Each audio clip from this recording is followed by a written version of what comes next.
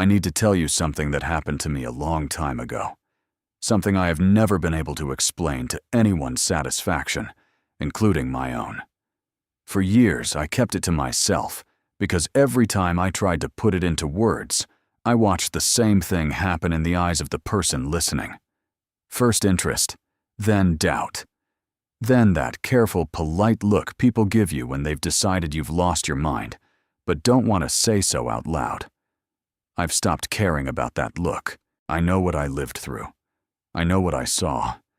And after all this time, I think it's finally time to tell it the way it really happened. It started on a fishing trip that was supposed to last 4 days. I had done that same run 100 times before, out past the shelf into the deep water where the big fish run in the early fall. The weather forecast had called for some wind, nothing I hadn't handled before. I'd been running boats since I was 17 years old, and I thought I understood the ocean the way a man understands his own house. Every creak, every mood, every warning sign. I was wrong about that. I was wrong about almost everything I thought I knew. The storm came up faster than anything I had ever experienced. 1 hour the sky was gray and restless. The next it was black and screaming, and the swells were climbing higher than my wheelhouse.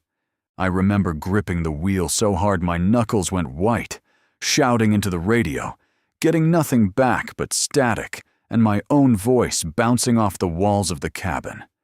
I remember a wave taking the boat sideways and everything going dark, and then waking up on the deck with salt water in my lungs and no memory of how I got there. When the storm finally broke, I found myself alone. My radio was dead. My navigation equipment was fried, nothing but a black screen and a faint smell of burnt wiring. My compass, an old brass thing that had belonged to my father, was spinning in slow, useless circles, as if it couldn't decide which way was north anymore. I told myself it was just damaged from the storm. I told myself a lot of things over the next few days that turned out not to be true. I want you to understand something before I go further into this story. I am not a man who believes in ghosts, or monsters, or things that go bump in the night. I have spent my whole life on the water, and the ocean has a way of curing you of superstition, because the real dangers out there are bad enough without inventing more. Storms, engine failure, hypothermia, sharks. Those are the things that kill sailors, not folklore. That is what I believed, right up until the moment I started to realize that I was sailing in circles I could not explain. The first day after the storm, I did what any sailor would do. I checked my fuel, rationed my water, and set a course using the position of the sun, since my instruments were useless. I picked a direction, and I held it steady for hours, watching the horizon for any sign of land, any sign of another vessel, anything at all. By the time the sun began to set, I had covered what I estimated to be a good number of miles, and that was when I saw it for the first time, though I didn't understand what I was looking at yet. Floating dead ahead of me, rocking gently on the waves, was a piece of debris. A broken plank of wood, pale and weathered, with a very particular knot in the grain that looked almost like a closed eye. I remember thinking it was strange, but debris is common enough after a storm, and I didn't think anything more of it. I sailed past it and kept going, chasing the last light of the day, with no idea that I had just seen the first piece of evidence of the nightmare I was about to live. By the second day, something had started to nag at me, a small itch at the back of my mind that I couldn't quite scratch. I had sailed through the night as best I could, using the stars when the clouds allowed it, trying to hold a straight line east, toward where I believed the shipping lanes would be.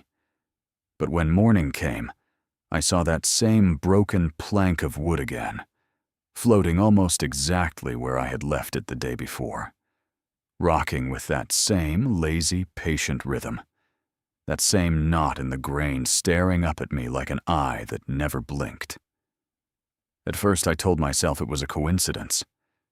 The ocean is full of driftwood, and pieces can look similar without being the same piece. But I'm a man who has spent decades reading the water, and I know the difference between similar and identical. I brought the boat close enough to touch it, and I saw the same splinter pattern, the same faded green paint along one edge, the same exact knot. There was no mistaking it. Somehow, after sailing for a full day and night, I had ended up back at the same spot in the ocean. I want to explain to you exactly how a man's mind works when he encounters something like this, because I think it matters for understanding everything that came after. My first instinct was not fear, it was denial. I told myself I must have drifted in a current overnight, some kind of circular eddy that brought me back around. Ocean currents can do strange things, and a man without instruments can easily lose his sense of direction. That explanation made sense. It was comforting. It let me keep believing that the world still worked the way I thought it did. So I tried something different. I marked the plank with a strip of orange cloth torn from an old life vest, tied it around one end, and then I picked a new heading entirely, due south this time, away from where I thought land should be, just to test my theory about the current. I sailed hard for nearly 10 hours straight, watching my makeshift compass shadow, counting the hours, doing the mental math of distance and speed, the way my father taught me when I was a boy, learning to read the water instead of a screen. When the light began to fail again, I saw a strip of orange cloth floating dead ahead of me, tied around a broken plank of pale wood with a knot like a closed eye. My whole body went cold, in a way that had nothing to do with the temperature of the air. I remember sitting down hard on the deck, staring at that piece of cloth, feeling something crack open inside my chest, a kind of understanding that I did not want and could not undo. I had sailed for 10 hours in a straight line, in a completely different direction, and I had ended up in the exact same place. I spent that whole night awake, running the numbers over and over, trying to find some explanation that didn't break the rules of the world I had always lived in. Maybe I had been unconscious and drifting during part of the storm, and lost more time than I realized. Maybe there was some kind of massive rotating current system that could bring a boat back to the same point, no matter which direction it sailed. I wanted so badly to believe in an explanation like that, something that fit inside the ocean I knew, rather than something that lived outside of it entirely. By the time the sun rose on what I now know was the third day, I had done the careful, deliberate thing a fisherman does when he needs to be sure of something. I built small floating markers out of anything I could spare, torn cloth, broken crate boards, anything that would hold together and hold color, and I dropped them at measured intervals as I sailed, trying 4 completely different headings over the following days. Every single time, no matter which direction I chose, no matter how many hours I held that course, I came back around to markers I had already dropped. I was not lost in the way sailors usually get lost. I was trapped inside something that did not behave like an ocean should. I did not have a word for it yet, but the word that would eventually settle into my mind, days later, in the depths of my growing despair, was loop. Once you accept a truth that terrible, your mind starts looking for cracks in every direction, searching for some kind of explanation, some kind of foothold. I began paying closer attention to everything around me, the way the light moved across the water, the behavior of the few birds I saw, the pattern of the clouds. I was looking for proof that the world was still the world I understood, and instead, I kept finding small, quiet wrongnesses that I couldn't unsee once I noticed them. The sunsets were the first thing. I know how strange that sounds, but bear with me. Every single evening, without fail, the sun would set in exactly the same place along the horizon, painting the sky with exactly the same colors, the same streaks of orange bleeding into the same particular shade of violet. I have watched thousands of sunsets in my life, and no two are ever perfectly identical. There's always some small variation in the clouds, the humidity, the angle. But out there, evening after evening, I was watching what felt like the same 15 minutes of sky playing over and over, like a photograph instead of a living sunset. Then, there were the sounds. On the fourth or fifth night, I began to hear something beneath the water, close to the hull, a low humming that rose and fell in a rhythm that had nothing to do with the waves. It wasn't loud. If I hadn't been sitting in complete silence, straining to hear anything at all in that vast emptiness, I probably would have missed it entirely. But once I noticed it, I couldn't stop noticing it. A deep vibration that seemed to come from directly beneath the boat, always at roughly the same hour each night, as if something down there was keeping time with a clock I couldn't see. I want to be honest with you about what that kind of isolation does to a man's mind, because I think it's important to the story. Exhaustion, dehydration, and fear are a dangerous combination, and I know that a man in my condition could easily start imagining things that weren't there. I asked myself that question constantly during those early days.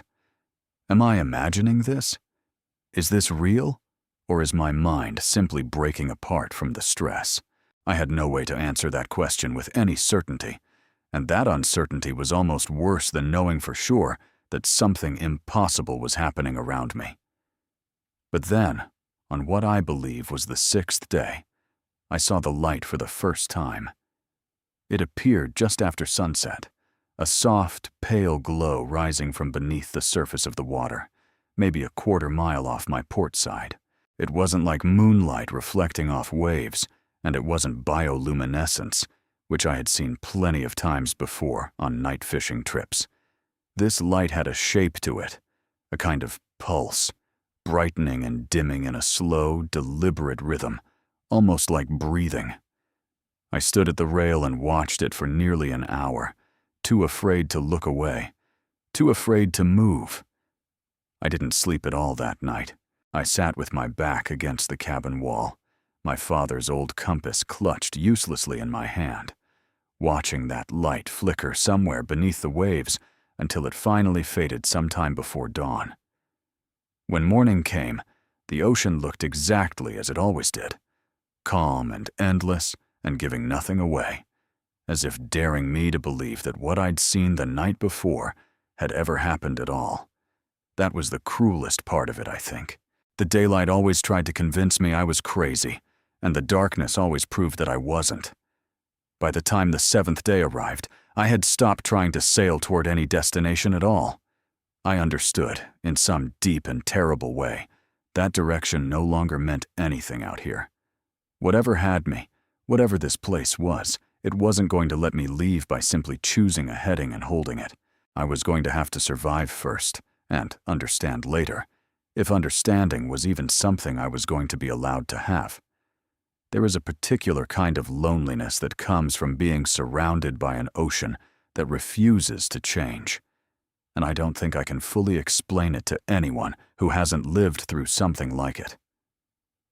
It isn't the loneliness of an empty room, or even the loneliness of a long voyage, where you know, at least, that every mile is bringing you closer to somewhere. This was a loneliness with no direction to it at all, a stillness that pressed down on my chest until I sometimes had to remind myself to breathe. I thought about my daughter constantly during those days. She was 12 years old at the time, back home with her mother, probably already worried sick because I was overdue from a trip that should have taken 4 days at most. I thought about the small, stupid things I hadn't told her before I left, things that suddenly felt enormous and unbearable in the quiet of that endless water. I thought about an argument we'd had the week before I left, over something so small I could barely even remember what it was, and how I would have given anything just to take it back and hold her instead. I thought about my father, too, more than I expected to. He was the one who taught me everything I knew about the sea, and he had died 5 years earlier, on land, in a hospital bed, which he always said was a cruel way for a sailor to go. I remembered him telling me once, when I was young, that the ocean doesn't hate you and doesn't love you. It simply doesn't know you exist. and that a smart sailor never mistakes the sea's silence for mercy. I kept turning that memory over and over in my mind out there, wondering if he had ever imagined an ocean that could do something like this, something that felt less like indifference and more like a kind of terrible attention. On what I believe was the 9th or 10th day, a storm rolled in, smaller than the one that had started all of this, but violent enough to terrify me all over again. I fought it for hours, bailing water, lashing down anything that could be swept overboard, screaming at the sky in a way I'm not proud of, but that felt necessary at the time. When it finally passed, I had lost half of my remaining fresh water, and most of what was left of my food stores, swept away into a sea that had already taken everything else from me and clearly wanted more. I remember sitting in the wreckage of my supplies afterward, soaked to the bone, shivering despite the warm night air, and simply laughing. Not because anything was funny, but because I think some part of my mind needed a release valve, needed some way to process the absurd, impossible cruelty of what was happening to me. I laughed until the laughing turned into something else, something closer to grief. And I sat there and cried, for the first time since the whole ordeal began. Cried for my daughter, for my father, for the life I had been so sure I would return to. It was during that low point that I started noticing something strange about my own thinking. Certain memories felt like they were slipping, becoming less solid, the way a word can lose its meaning if you repeat it too many times. I would try to picture my daughter's face and find the image blurring at the edges, and that terrified me more than any light beneath the water or any hum beneath the hull. I understood, somewhere deep down, that this place, whatever it was, wasn't only trapping my body. It was starting to reach for something else too.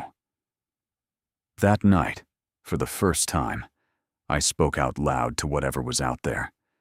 I don't know exactly what I said, some desperate, half-formed plea, asking whatever force had trapped me to let me go, to have mercy, to explain itself if it could. I didn't expect an answer. I certainly didn't expect the low hum beneath the hull to grow suddenly, briefly louder, as if something down there had heard me and was, for just a moment, listening back. After that night, I could no longer convince myself that I was simply lost, or simply losing my mind in isolation. Something was reacting to me. I began testing that idea carefully, the way a scientist might test a hypothesis, though God knows I had no scientific training and no real idea what I was doing.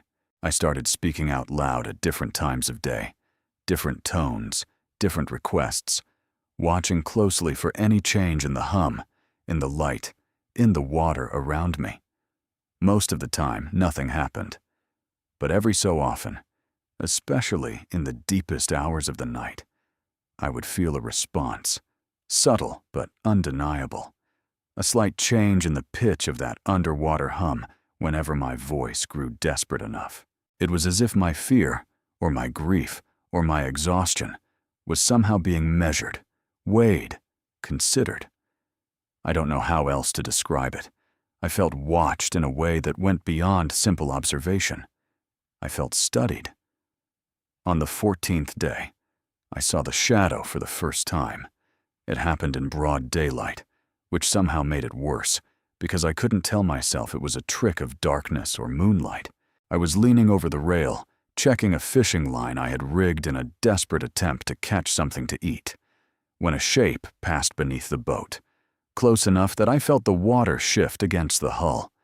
It was enormous, far larger than any fish or any creature I had ever encountered in my life on the water, moving with a slow, deliberate grace that had nothing frantic or animal about it.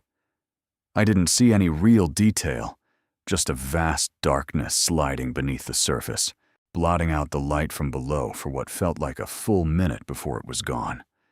My hands were shaking so badly afterward that I couldn't even hold my fishing line steady.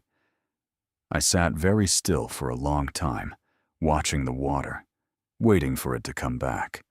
half terrified, and half something else I couldn't name yet, something almost like awe, though I wasn't ready to admit that to myself at the time. The shadow began appearing more frequently after that, always near the same points along my circular, impossible route, as if it too were bound to this place the way I was, or perhaps as if it were the reason this place existed at all. I started to notice a pattern, though I resisted believing in it for days. The shadow seemed to appear most often in the hours right before and right after the pulsing lights beneath the water, almost as if it were some kind of herald, an announcement that something larger was about to happen. I remember thinking, somewhere around the 17th or 18th day, that I had stopped being afraid of the shadow in the way I had been afraid at first. Fear was still there, always there, humming beneath everything like that sound under the hull, but it had started to mix with something else, a desperate, aching curiosity. I wanted to understand what was happening to me. I think, in some strange way, understanding had become more important to me than even survival, because survival without understanding felt like it would drive me mad long before starvation or thirst ever could. By the time the third week had passed, I had begun keeping a kind of mental record, marking the days with scratches on the inside of the cabin wall, noting every anomaly I witnessed, every change in the hum, every sighting of the shadow, every strange configuration of light beneath the water. I didn't know it yet, but I was slowly building something like a map of the thing that had trapped me. A map with no compass directions on it at all, only patterns of fear and wonder repeating themselves in a loop I still didn't understand. If the first 3 weeks had taught me anything, it was that whatever held me in this place did not appreciate being tested, and the 4th and 5th weeks made that lesson brutally clear. I had, by that point, tried nearly everything I could think of to break free. I had sailed in every direction I could imagine, at every hour of the day and night. I had tried drifting with no direction at all, letting the current take me wherever it wanted. Nothing worked. Every attempt brought me back to the same stretch of water, marked now with my own scattered, sun-bleached debris, like breadcrumbs in a forest that refused to end. Then I made a decision that I still, to this day, am not entirely sure was wise. I decided to fight back in the only way I could think of. I began deliberately provoking whatever was down there, shouting into the water, demanding answers, demanding release, pouring every ounce of my anger and terror into the ocean itself, as if it were an entity I could bargain with or threaten. I want to be clear that I don't recommend this course of action to anyone who might ever find themselves in a similar situation, because what happened next was the closest I came to losing everything. The storm that hit that night was unlike the two before it. It came from a clear sky, no warning at all, no darkening clouds, no dropping barometric pressure that I could feel in my bones, the way sailors learn to. One moment the night was calm and starlit, and the next, the sky simply opened up, and the sea rose around me like something alive and furious. I was thrown from the deck twice, saved only by the rope I had, out of some instinct I still don't fully understand, tied around my waist just hours before. I remember very little of the details of that storm, only fragments, flashes of lightning that seemed to freeze the whole ocean in strange, unnatural colors, the sound of my own boat groaning and cracking beneath me, and beneath all of it, growing louder than I had ever heard it before, that deep and terrible hum, no longer a whisper beneath the hull, but a roar that seemed to come from every direction at once, as though the ocean floor itself had opened its mouth and was screaming back at me. When the storm finally broke, just before dawn, I lay on the deck for a long time before I found the strength to move, staring up at a sky that had returned, impossibly, to calm and clear stillness. My boat had survived, barely, held together by rope and a few remaining boards, and, I have to believe, some measure of luck I did not deserve. But I understood something then that I hadn't fully understood before. This place, this loop, whatever force controlled it, was not simply a trap. It was aware, and I had made it angry.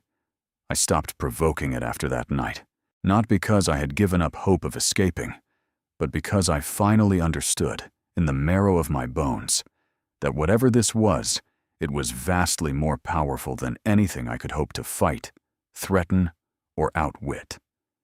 If I was ever going to leave this place, it was not going to be because I forced my way out. It was going to be because whatever controlled this loop decided, for reasons of its own, to let me go. That realization was one of the hardest things I have ever had to accept in my life, and it very nearly broke something inside me that I'm not sure ever fully healed. By the time I reached what I now believe was somewhere around day 80, something had shifted inside me, and I want to try to describe it honestly, even though it still embarrasses me a little to say out loud. I stopped fighting, not in the sense of giving up on staying alive. I still fished when I could, still rationed the little rainwater I managed to collect, still did everything a survivor does out of pure animal instinct. But I stopped fighting the loop itself. I stopped believing I would ever leave. There is a strange kind of peace that can come from total acceptance, even acceptance of something as terrible as what I was living through. I remember sitting on the deck one evening, watching that same identical sunset paint the sky in those same identical colors for what must have been the 70th or 80th time, and instead of despair, I felt something closer to calm.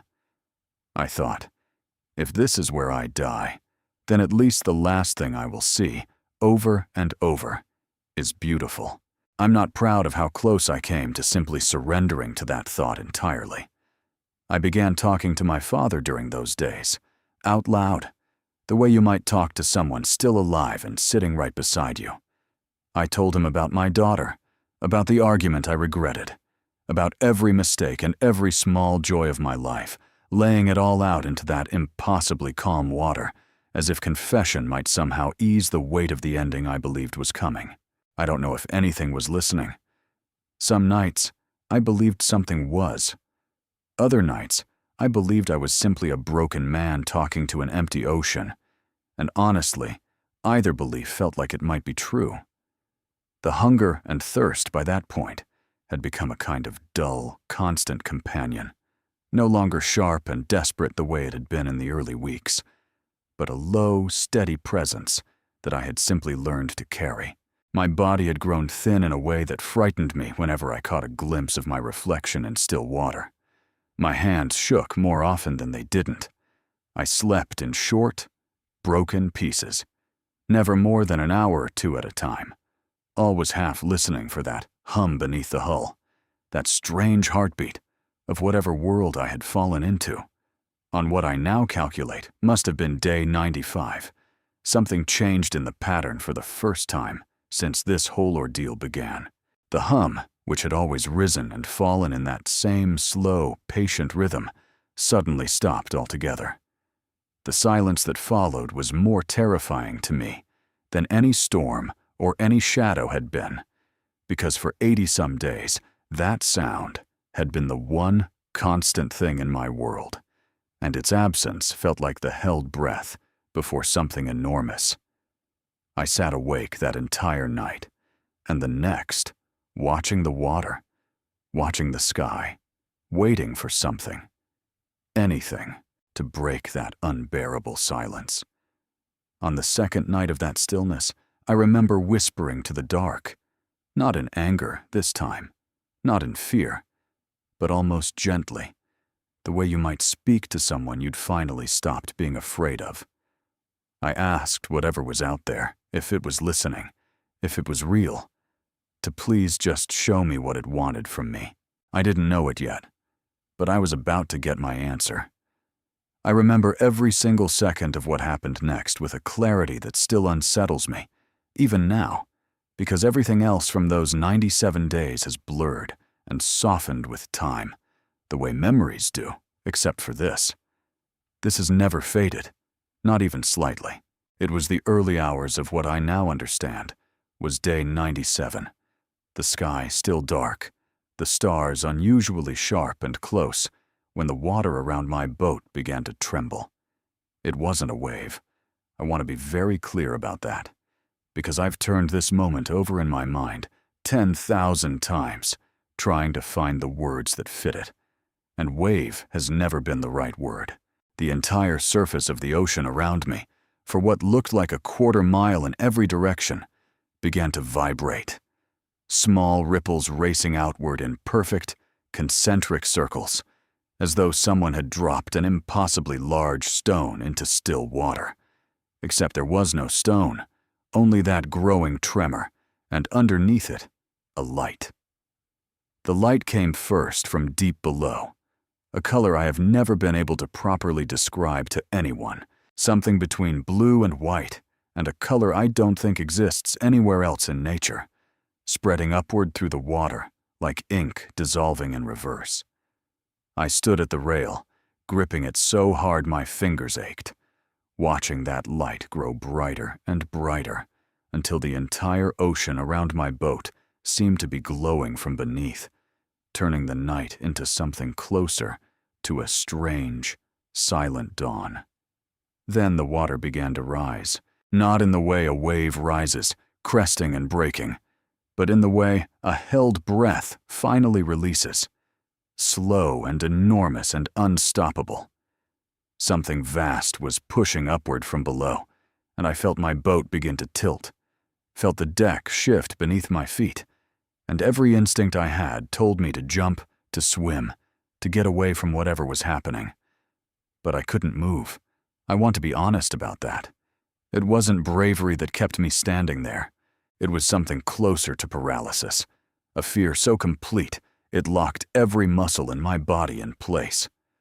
What emerged from the water was a structure unlike anything I had ever seen or imagined, metallic and immense, its surface unbroken by any rivet or seam that I could identify, curved in ways that seemed to bend the very starlight around it. Water poured off its surface in great glowing sheets as it rose, higher and higher, until it towered over my small, broken boat, like a mountain lifting itself out of the sea. My boat rose with the surrounding water, tilting at an angle that should have thrown me overboard, and somehow did not. I remember screaming, though I couldn't tell you what words came out of my mouth, if any words came out at all. The silence that surrounded that impossible rising structure was the strangest part of it, a silence so complete that I could hear my own heartbeat pounding in my ears, so complete that even my own screaming felt swallowed up and absorbed before the sound could travel more than a few feet. The structure rose until it towered perhaps 200 feet above the waterline, glowing faintly with that same impossible color. And then, at last, it stopped, and the ocean around it went utterly, terrifyingly still. I don't know how long I stood there, frozen, staring up at that impossible structure hanging above the water, in defiance of everything I understood about the world. It felt like hours. It might have been only minutes. Time had already stopped meaning anything to me during those 97 days, and in that moment, it seemed to abandon all pretense of meaning anything at all. Eventually, a section of the structure's surface began to shift, folding inward and outward in a way that reminded me, absurdly, of the way an eye adjusts before opening. Light spilled out from the opening, softer than the glow of the structure itself, warm in a way I hadn't expected, almost golden. And then I saw them, or rather, I began to understand that I was seeing them, because my mind struggled for a long moment to make sense of what my eyes were reporting. I have spent years since trying to find better words than the ones I have, and I still haven't found them. They were tall, taller than any man I had ever known, but their shape was not so far from human that it failed to unsettle me precisely because of how close it came. I won't pretend to you that I understood everything about what happened next, because I didn't, and I still don't. There was no spoken language between us, nothing like words passing back and forth. Instead, I felt something arrive inside my own mind, gently at first, and then with a clarity I had never experienced before, like a memory that wasn't mine being placed carefully next to memories that were. I understood, somehow, without being told in any language I could name, that I had not stumbled into a trap built for me specifically. I understood that I had crossed into something ancient, a threshold that existed long before my boat, long before any human boat, long before humans themselves. I understood, in that strange, wordless way, that the loop I had been trapped in was not a prison built by cruelty, but something closer to a boundary, a kind of quiet warning system that had existed in that stretch of ocean for longer than I could properly comprehend, meant to catch and hold anything that wandered too close to something these beings considered worth protecting. I had triggered it simply by being there, by sailing, unknowingly, into water that had never truly belonged to any nation, any map, any human claim at all. I asked them, in the only way I had left, standing there with tears running freely down my salt-crusted face, whether they meant to kill me. The answer that arrived in my mind was not made of words, but I understood it as clearly as I have ever understood anything in my life. No, they had been observing me, testing me, in some way I still don't fully grasp, watching how a single human mind would respond to isolation, fear, grief, and time stretched and folded back on itself. I don't know if I passed whatever test that was. I only know that when it was over, they let me go. The last thing I remember clearly from that night is a sensation of warmth spreading through my chest. Not physical warmth, but something closer to comfort, the way you might feel being told, without words, that everything was going to be all right. The structure began to sink back beneath the waves as gently as it had risen, the golden light folding closed, the glowing blue-white color fading back into ordinary darkness. My boat settled back onto calm, unremarkable water, and somewhere in the distance, for the first time in 97 days, I saw the small, blinking lights of a real ship on a real horizon, and I understood, with a certainty I cannot fully explain, that I was free. I was picked up 11 hours later by a cargo vessel that had picked up a faint, garbled distress signal from equipment I hadn't even realized still worked. The crew told me later that I looked like a man who had been adrift for months, not days. And when I told them, in halting, exhausted words, that I had in fact been out there for 97 days, they exchanged a look I would come to know very well over the following years. A look of pity mixed with disbelief. The look people give you when they've decided the sun and the salt have simply taken your mind. The official investigation, once I finally made it back to land, concluded that I had likely drifted for somewhere between 4 and 7 days before being caught in a current that carried me far off the standard shipping lanes, and that my account of the missing time was the result of trauma, dehydration, and psychological stress. I understand why they concluded that. I understand it's the only explanation that fits inside the world most people are willing to believe in. I stopped arguing with that explanation a long time ago, because arguing never once changed the look in anyone's eyes. My daughter was the hardest person to tell, and in some ways, the easiest to accept the truth from me anyway. Not because she believed every detail, but because she loved me enough to believe that something had genuinely happened to me out there, whether or not she could ever fully picture what it was. My wife, at the time, was not so generous, and I think, if I'm honest, that experience was one of the quiet reasons our marriage eventually came apart. It is a very lonely thing, to live the rest of your life carrying a truth that the people closest to you have quietly decided is a delusion. I went back to fishing eventually, though never again to that same stretch of ocean, not because I was forbidden, but because some part of me understood, in that same wordless way I had understood things that night, that I was not meant to return there.